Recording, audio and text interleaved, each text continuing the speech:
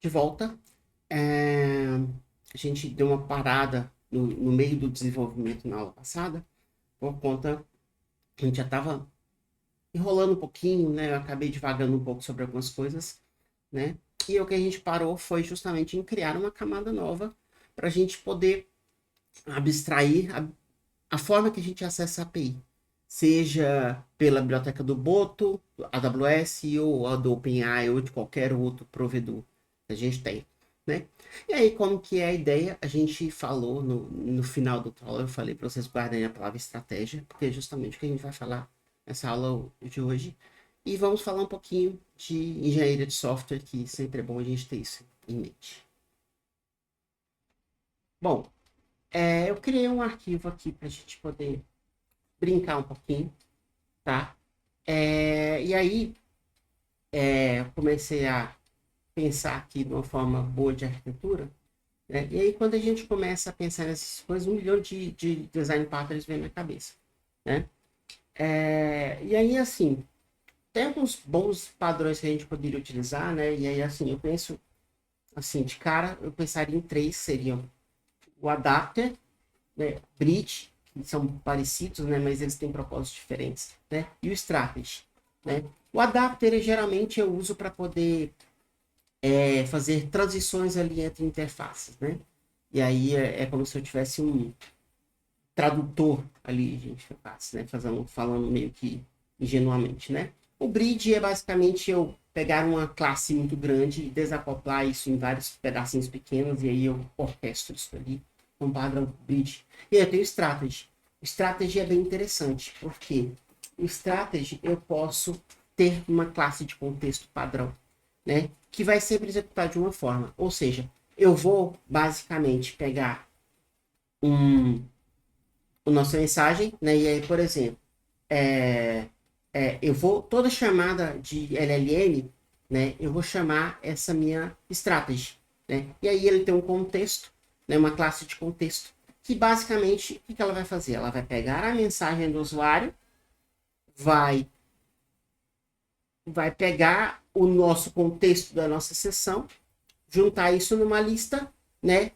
Já atendendo ao nosso contrato do Pydantic de mensagem e enviar para o LLM. Só que como que ela vai enviar? Ela não sabe. Para ela, é diferente. Ela só quer chamar um método, uma função e vai enviar isso para o LLM, né? E aí eu poderia fazer interfaces e abstração e tal, né? Mas o strategy veio um pouco à mente porque a gente consegue criar qual é a estratégia que ela vai executar.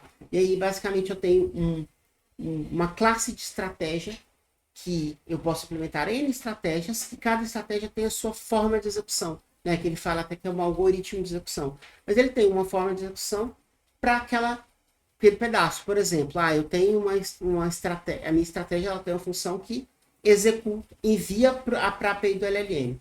Né?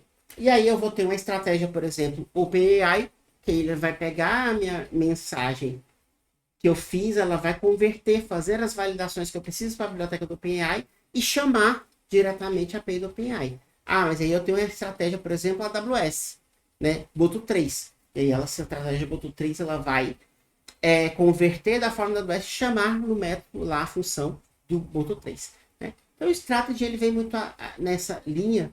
Por quê? Porque com o strategy é muito fácil a gente poder, depois, quando eu precisar, né, eu posso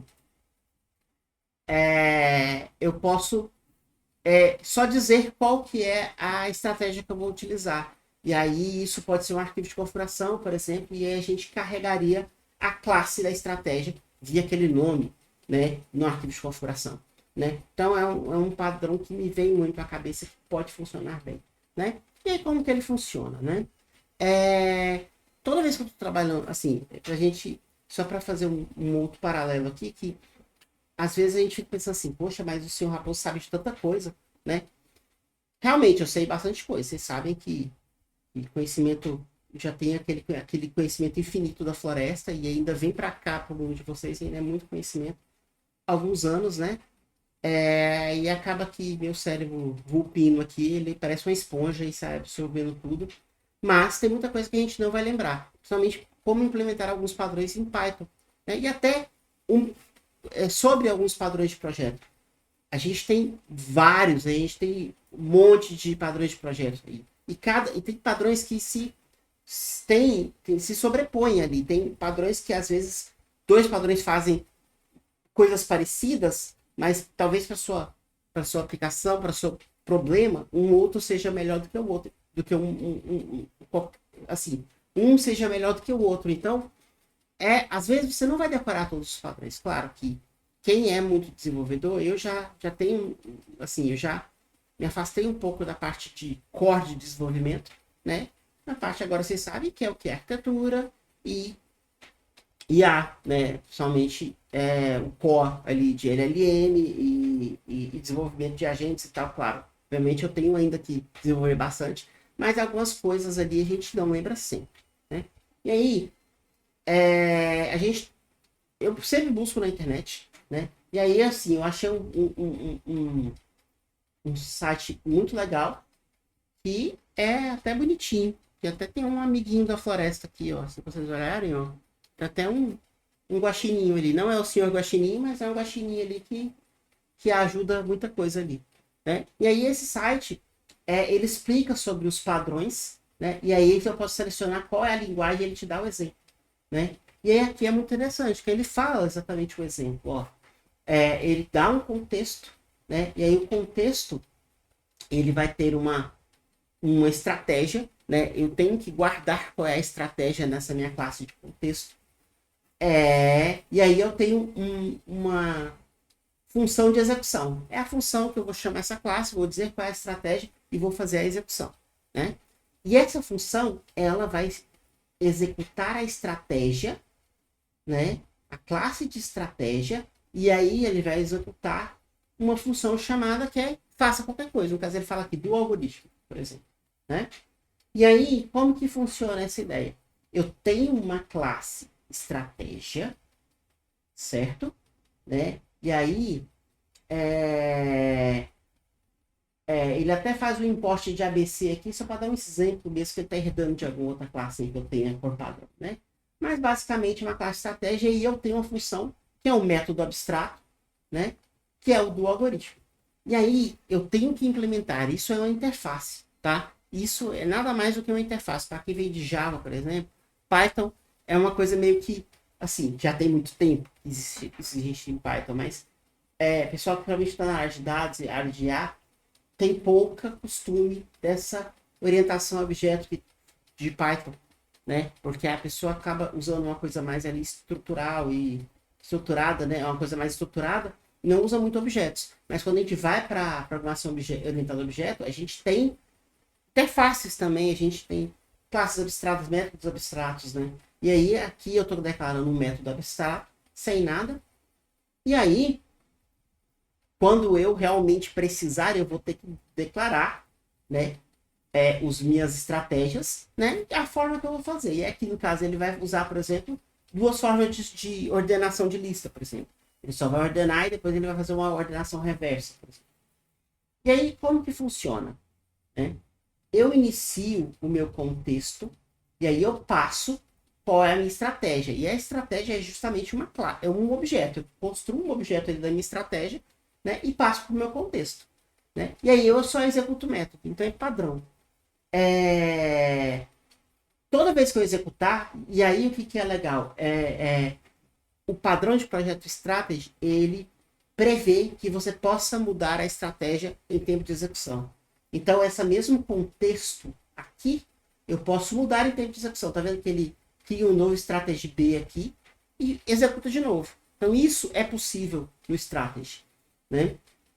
E aí, no nosso caso, a gente pode construir esses objetos aqui, por exemplo, para passar para o contexto, de uma forma por reflexão. Né? O Python ele funciona bem por reflexão também. Né? Então eu posso colocar isso no arquivo de configuração e carregar o objeto pelo nome dele. Né? Então, o strategy me parece que vai funcionar bem para o nosso problema. Né? Então vamos lá, vamos tentar começar a criar o strategy aqui. eu vou criar aqui um novo arquivo. E aí aqui eu vou criar, assim, tá completamente zoado isso daqui, tá? Depois a gente vai organizando, tá? Eu vou propor algumas formas de organização diferentes, mas eu vou criar aqui é,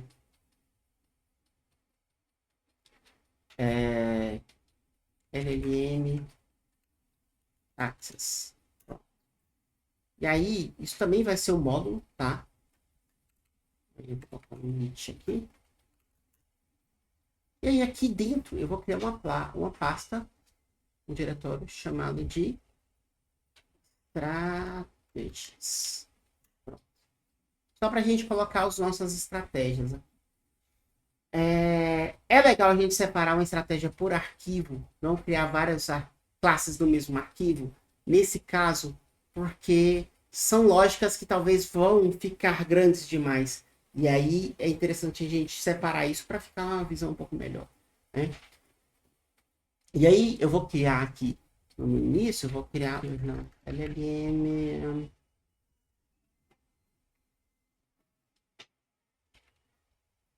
Converse. Tá, LLM Converse, vamos colocar assim, né? E aí, uma coisa que ele recomenda é a gente utilizar as anotações de Python, né, da biblioteca Future. Geralmente, quando a gente importa a biblioteca Future, a gente tem alguns warnings, tá? Por conta que justamente essa biblioteca, esse módulo Future do Python é justamente o módulo de coisas em teste ainda. Né? É por isso que ele sempre dá um warning quando eu importo. Não está oficialmente na linguagem, né? Ó, ele já até fala aqui, ó. Tá vendo? Seu código contém import future, tá? Você precisa, ó, aí ele fala assim, você pode habilitar a compatibilidade, a inspeção de compatibilidade de código. Por quê? A future, ela é muito volátil. Se você muda a versão do seu Python, a future pode mudar completamente. Por quê? Porque são coisas que estão em validação. Estão em alfa, estão em beta. E aí, de uma versão de Python para outra, essa biblioteca pode simplesmente sumir e ter coisas completamente diferentes. Então, isso vai quebrar. Né? Por isso que é um warning muito grande quando você usa future, justamente por conta da questão da versão. Tá? Annotations, tá? Essas annotations, assim, a gente lembra que Python eu consigo fazer annotation para qualquer coisa, né? E aí eu posso definir as minhas próprias annotations, né? Então vamos lá. Class, né? É uma classe chamada LLM Converse, tá? Essa classe eu não vou importar de nada, porque realmente é uma classe pura minha aqui que eu estou criando agora. Eu vou deixar os parênteses aqui, que eu gosto de usar como boas práticas. Ele até dá. Ele fala, revolve e tal, mas eu deixo porque às vezes eu posso voltar aqui e colocar alguma coisa. Não, eu vou tirar aqui. O link aqui vai ficar reclamando, então vamos tirar. Sem comentário, tá, gente? Não vou comentar nada por enquanto, tá? A ideia da gente, quando esse código liberar para vocês ali, isso já vai estar comentado, tá? Mas por enquanto vamos só fazer aqui. E aí a gente vai melhorando depois, né? Vamos criar um init, né? Um construtorzinho básico, né? E aí, construtorzinho básico, eu vou declarar que eu preciso de receber uma strategy, tá? Que é a estratégia que eu vou utilizar. Ah, tem uma vírgula aqui. Ah, strategy. Vai me xingar, vai reclamar porque não existe, mas beleza, vamos só colocar o self strategy aqui, né? Deixa eu já modo caótico do raposo. Já vou parar lá e já vou criar minha estratégia aqui embaixo, tá?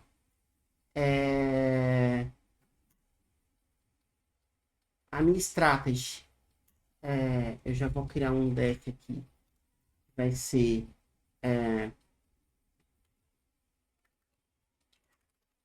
send context, basicamente vai enviar o nosso contexto para o LLM, né? E aí esse send context aqui vai ter só a nossa lista, né? Eu vou colocar aqui messages por enquanto, que é uma lista mesmo, tá? E aí eu vou colocar um pass aqui. Esse lista aqui, eu vou importar do typing mesmo, porque só para a gente colocar as coisas tipadas. Aqui eu vou colocar aqui um abstract. Method. E aí, agora que ele parou de reclamar, eu vou vir aqui embaixo e vou fazer um def strategy, meu getter, né? Self só, return self strategy, e aí eu vou declarar isso sendo como property, e aí vocês vão ver mais ou menos como que isso funciona daqui a pouquinho. E aí, ó, ele reclama, ó, na hora que eu coloco o property aqui, ele, opa, tu tá isolando o property aqui e não tá colocando um setter, né? Eu posso fazer isso? Posso. Ele vai reclamar? Vai, tá? Mas aí que vem talvez uma vantagem que eu vejo dessa questão, que é definir permissões de leitura e gravação nos campos do seu objeto. Isso é algo que a meu ver, é o que a gente mais ganha dessa forma de fazer getter e setter, tá? Por conta justamente desse permissionamento mais granular que eu possa ter dentro da minha classe. E aí as anotações, elas já me fazem exatamente isso, ó. Eu estou colocando que é o strategy e é o setter dele. Já me garante isso, porque aí eu consigo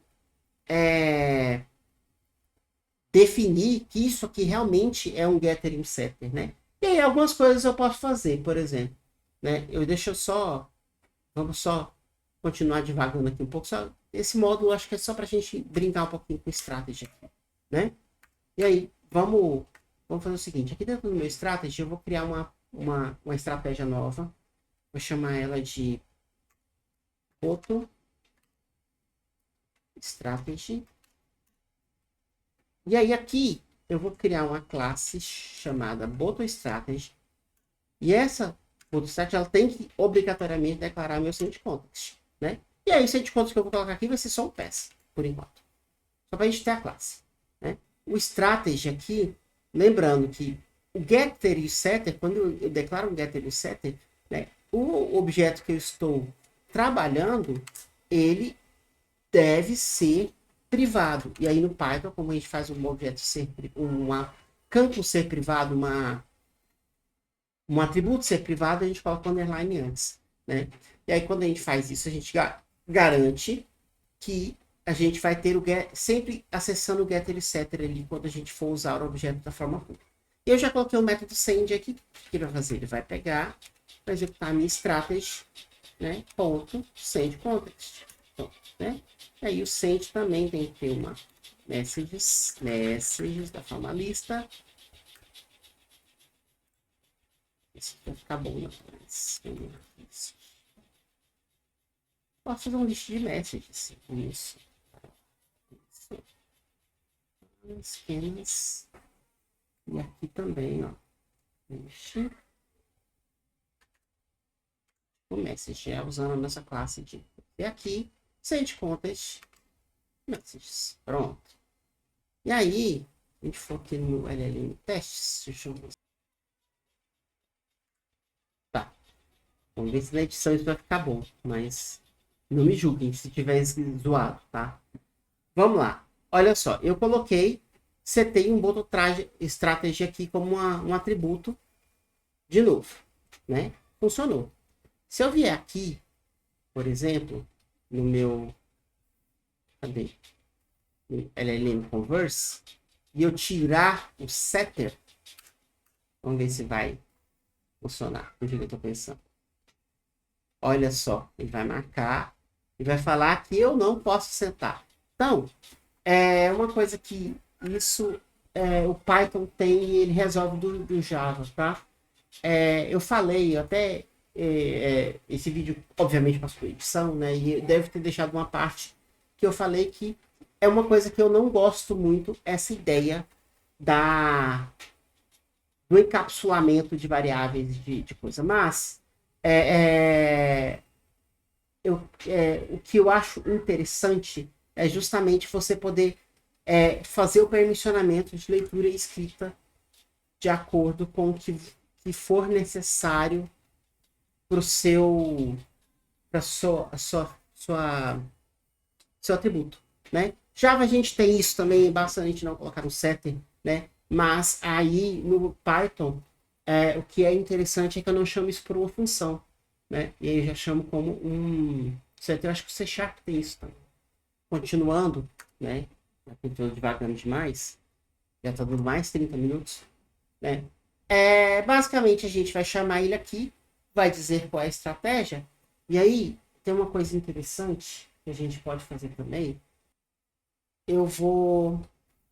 Primeira coisa que eu vou fazer o que eu fiz aqui, tá? Eu peguei do Boto Strategy aqui, coloquei um send context, vamos colocar aqui um print.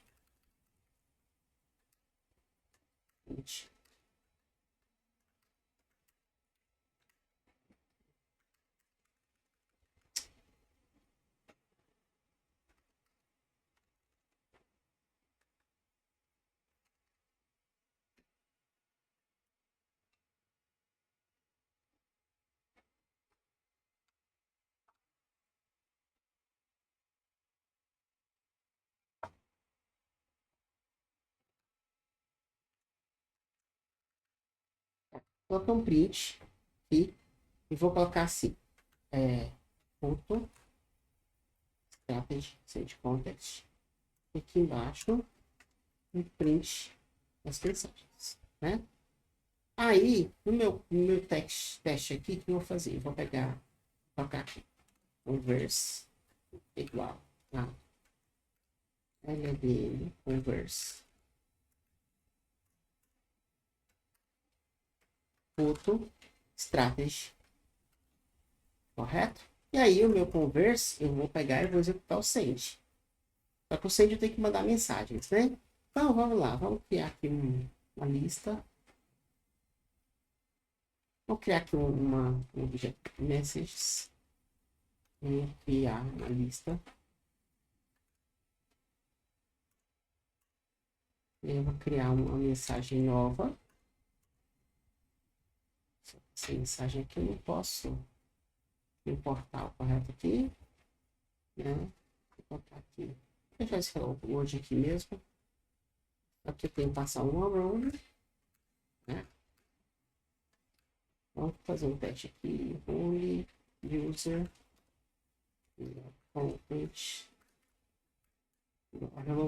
Ok. Né?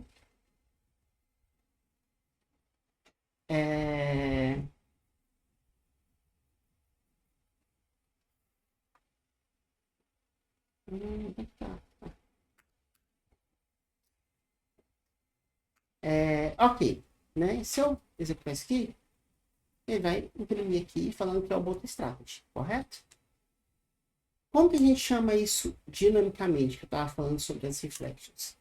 Basicamente, a gente pode fazer o seguinte. Tem duas formas da gente usar reflections no Python. Né? Na verdade, é uma forma só, mas a gente tem formas complementares. Né? Primeira coisa, quando a gente vai importar módulos dinamicamente, a gente usa o que a gente chama da import lib. E essa import lib, ela tem um método que chama import module. Esse cara aqui, eu vou colocar aqui,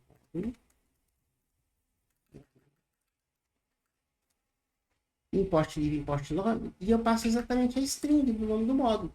Né? Aí eu posso colocar aqui, por exemplo, llm access.strategies, certo? E aí ele vai importar este módulo aqui. Só que o que acontece? Né? Vamos fazer de novo isso aqui. Né? Não estava isso aqui antes. Primeira coisa, o strategies ele tem que ser um módulo, correto? Então, eu vou colocar aqui no arquivo.init. Só que se eu fizer isso, ele ainda não vai encontrar este arquivo. Por quê? Porque eu preciso dizer, dentro do init do meu módulo, quem são os arquivos que estão lá, quais são as classes que estão lá, né? Por quê? Porque dentro do meu módulo eu vou ter arquivos, eu tenho que dizer quais são os nomes, ele não vê automaticamente, tá vendo? E aí para fazer isso, eu tenho que fazer com base de imports. E aí eu faço o seguinte, ó, from boto strategy import nome da classe, boto strategy. Quando ele faz isso, ele faz automaticamente o vínculo de que existe uma classe dentro do strategies. E aí, quando eu volto aqui no meu testes, eu posso fazer isso daqui, ó. Strategy igual a get atr módulo boto strategy. Tá vendo? E aí eu ainda posso colocar assim, porque quando eu pego o get attribute, ele vai pegar a classe. Aí na hora que eu coloco os parênteses, eu chamo ela como se fosse um objeto. E aí olha só que legal. Se eu colocar aqui como strategy,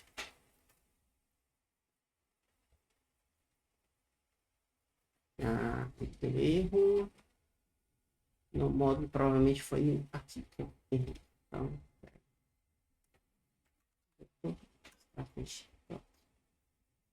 eu tenho que colocar o caminho inteiro aqui para ele achar.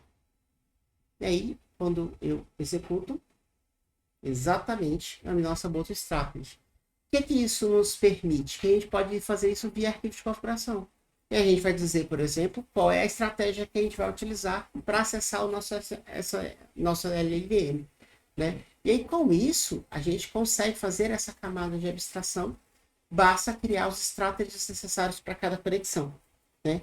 E aí, nas próximas aulas, eu vou começar a fazer a parte de arquivo de configuração simples, para a gente dizer qual é o modelo, qual é a autenticação, né?